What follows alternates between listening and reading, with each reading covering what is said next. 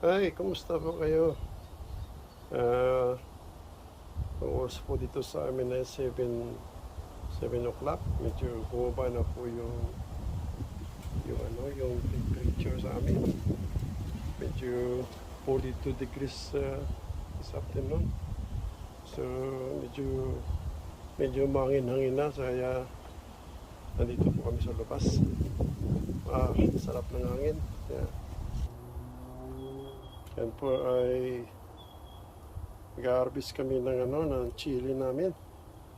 At gagawin po namin, we try to do, yan po, gagawin po namin na chili flake with white. So dami pong bunga namin. Mahilig po kami magtanim ng chili, pero hindi naman kami mahilig sa chili. Ayan po, daming bunga. Okay, bye.